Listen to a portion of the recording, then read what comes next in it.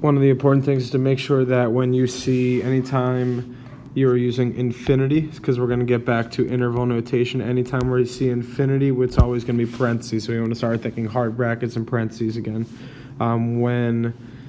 If the starting or ending number in the domain and range is included meaning it can be that point, so a closed dot, we're going to put brackets around the number. If there's a break in the domain and range, we connect the parts with a union, which is that U symbol that we talked about before. So when we look at this graph right here, or this picture right here that we originally talked about, we're going to have to look at the domain first. So the best way that I've found to look at the domain, and I'm going to copy this over real quick, is to scan from left to right. So let's start on the very left side. And let's scan and see the first x value that shows up on our graph. Your eyes are going from left to right. The first x value is at 0. So the smallest thing we can be is 0. And then if we keep scanning, the x values keep getting bigger and bigger. And then there's an arrow, which means our x values are going to go on forever here. So when we write that in interval notation, it's going to look like we're going to start at 0, and it's a hard bracket because we have a closed dot right here, and then our x values are going, just the x values, you're only worried about the x values, are going all the way up to infinity, and infinity always gets parentheses. Now when we look at the range is all the possible y values for our graph. So for range, I'm going to start at the bottom, and I'm going to go up from there. So if I shift up, let's look at the first time I see my graph. The lowest y value is also a 0. So I'm starting at 0 for that. And the y values, although they're going up a little bit, although they're going up a little bit slower, here my y value is 1. Here my y value is 2, 3. There's nothing that's going to cap off these y values. So they're going to go all the way up to infinity. So for this one, it turns out the domain and range are exactly the same for this. Now, it's not always going to happen, but sometimes it does. So let's look at let's look at some more graphs now. It's always easier to have a picture. For these, we don't have a picture right now, so we're going to take some time and graph them. If we look at the first one is similar to the original thing. It's a square root. This is also a square root, but I have x minus 3 right here. Now the same way we said h lied and k tells the truth, this is going to move my graph to the right 3 and up 1. Okay, same thing here. This is moving my graph right 1, up 6 from the parent function, and it's also going to be flipped, so this one should probably have a maximum. This one should be a parabola, it should be a minimum.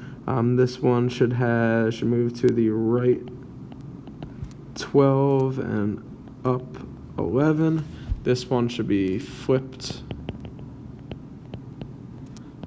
and it should be right 3 up 5. Now I'm telling you these numbers are going to be important, so let's graph these out. You could graph them on your calculator if you wanted. I'm going to graph them right on here.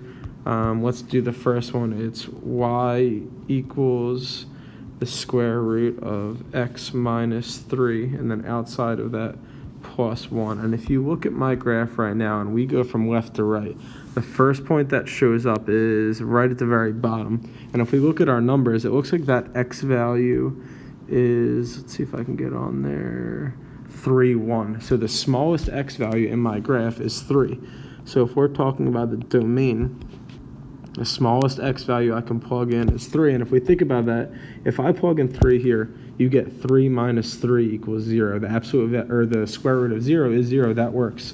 If I plug in anything less than 3, like 2 minus 3 is negative 1. The square root of negative 1 is imaginary. We can't graph that. So we're only thinking about real values here. Now, after 3, you could plug in any x value. The graph keeps going and going and going. So that means my domain for this is going to go from 3 all the way up to infinity. And that makes sense because it's similar to the last one, which was 0 to infinity, except now I shifted to the right, so it's going 3 to infinity.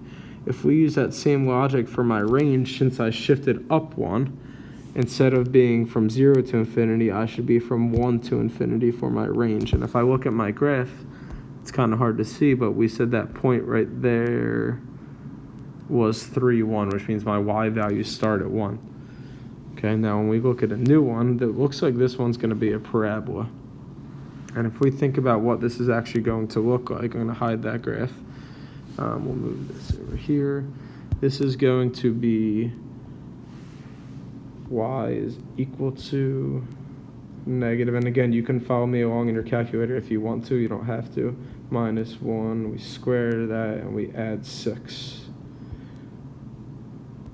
Plus 6. So if we look at my picture, it looks like a parabola, it has a maximum, looks like it's good. So if we start looking at the domain now, my x values keep going down. So the x value, we see an x value right there, that's negative 1.449.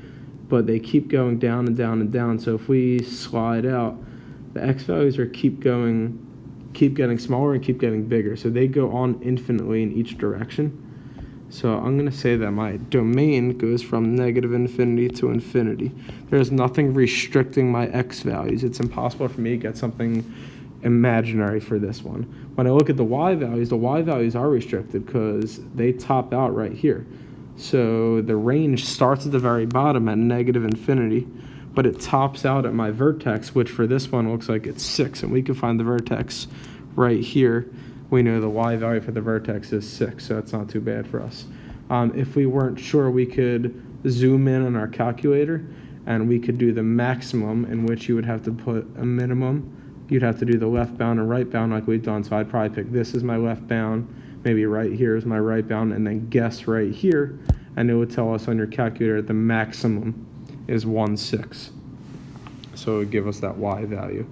Right now, I'd want you guys to stop and try to do the next two on your own. I'm going to show you, so you can pause the video if you want to. I'm going to show you the last two. X minus 12.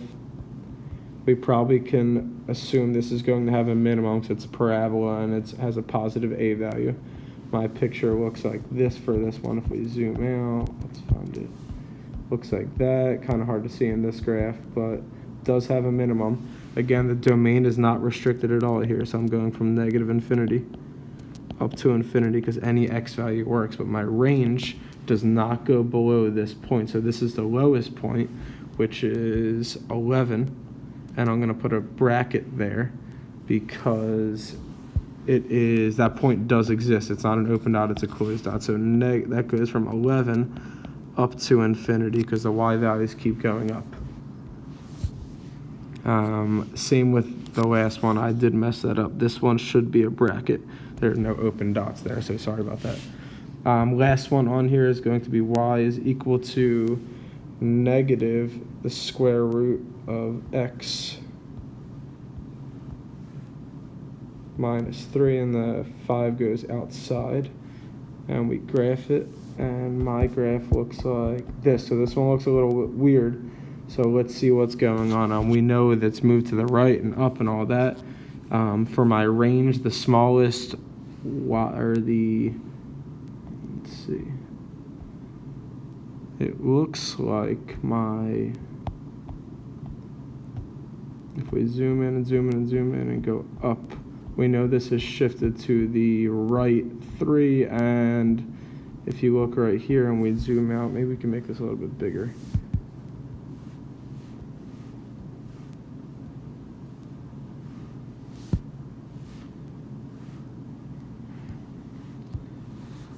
Yeah, if we make that bigger, it's kind of hard to see right now, but it should be shifted to the right 3. Because if we look back at this, I said right 3. So my domain for this is actually going to start at 3, go up to infinity because it goes on forever. And my range, since I'm shifted up 5 for this one,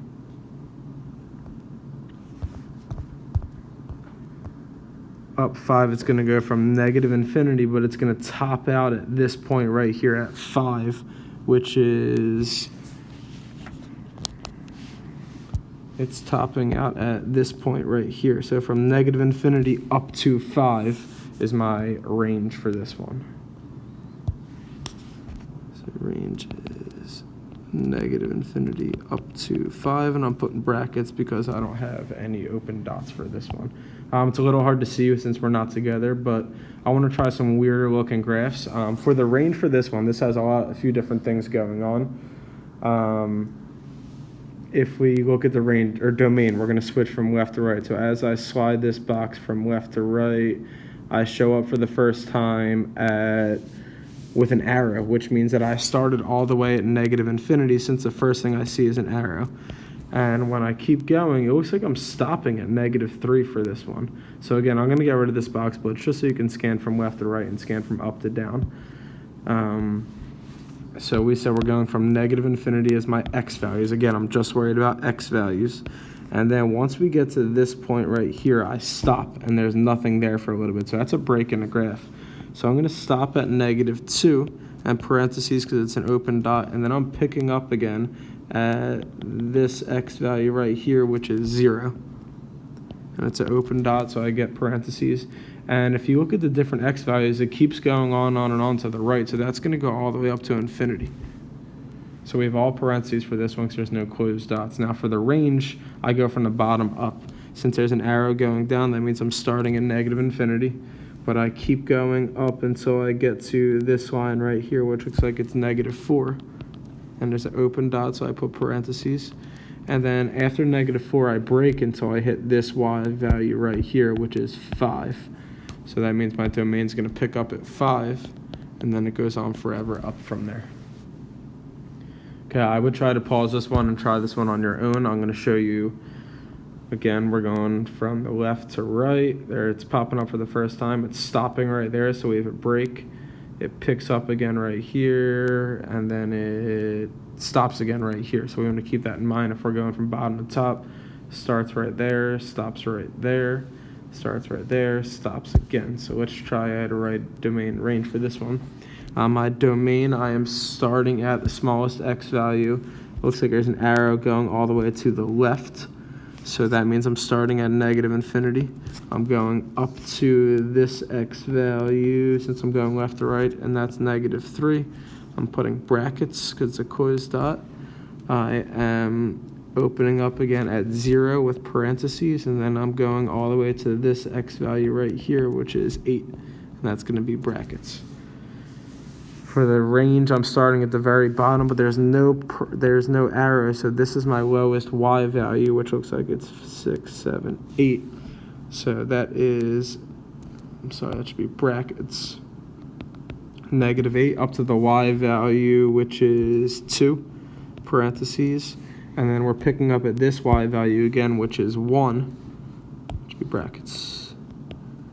And going up to the highest y value, but it keeps going, so I'm going up to infinity. So we did have a break in the graph again there. That's pretty straightforward. When we start getting to ones like these, that's when we have to type in our calculator. So let's write the equation for this guy first, and I'll show you how to graph it in your calculator.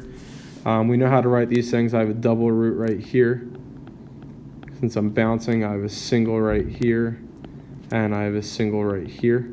We know that it should open, or it's opening down, so your a value should be negative, so we'll have to find that out. Let's write out the equation. It looks like it's x plus 2. I'll put a y up front. I'm going to throw an a value up front so we can figure it out. X plus 2, and then x plus 2 squared, because it's bouncing, and then x minus 1 for my single root, and then x minus 3 for my other single root. If I pick a point, it looks like I gave you the point -1, -2 here.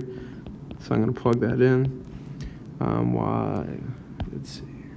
-2 is equal to a. -1 plus 2 is 1 squared. -1 minus 1 is -2. -1 minus 3 is -4. -2 is equal to, looks like that's 8a. So a is equal to -1/4. So my equation is going to be y is equal to -1/4 x plus 2 squared, x minus 1, x minus 3. And when you put this in your calculator, and the reason we need to put it in our calculator is because if we look at the domain, domain for this, okay, it's going down forever, this way and this way, but technically it's moving to the left also, a little bit each time and moving to the right. So the domain is not restricted. It goes from negative infinity to infinity. For the range, I'm starting at the bottom at negative infinity all the way down here, but I'm maxing out at a certain point. I go above this, but I'm maxing out at this point right here. So we're gonna have to graph this in our calculator and figure out that maximum point. So what I want you to do is take this and type it in your calculator. Make sure, I would probably recommend putting this in parentheses so it stays together, and then type it in.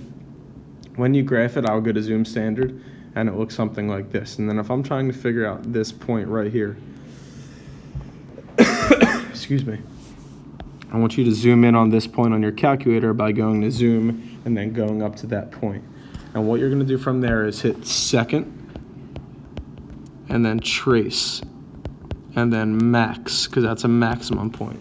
And we're going to be asked to click a left bound, which I'll click somewhere like right there. A right bound, I'd click somewhere like right here. And then for the guess, you would try to get right on the point. And it should end up giving you the point. I'm not sure. Let's see if I have the point. It looks like the point should come out to be, let's go to Zoom.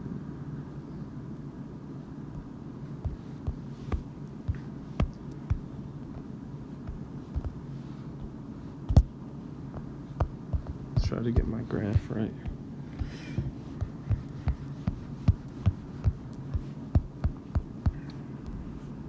There you go. Sorry about that. That highest point should come out to be that. And since I'm talking about the range, that's the highest range. So I really care about that y value, the 4.237. So I'm going to write that this point is something, comma, 4.237. And we'll stick to 3 decimal places. So now when I go back and I write my range out, my range went from negative infinity up to that 4.237. That's my highest y value, and that should be a bracket because that point does exist. It's not an open dot at that point. So that's one of the harder ones. We will do some calculator stuff when I get back in class. If you want some practice, I would probably try this one. So graph it. You know what it should look like. Your domain is going to be pretty easy for you. The range is going to, when you graph it, it's going to look like this. So your range is going to be from this point right here up to infinity. So I actually gave you the y value right here of the range. So it should be from, let's see, from negative 3.263 up to infinity, because it's going on forever up. And my my domain is going to the left and the right forever. So there you go, I gave the answer, negative infinity up to infinity for this one. Like I said, we'll do more practice with this.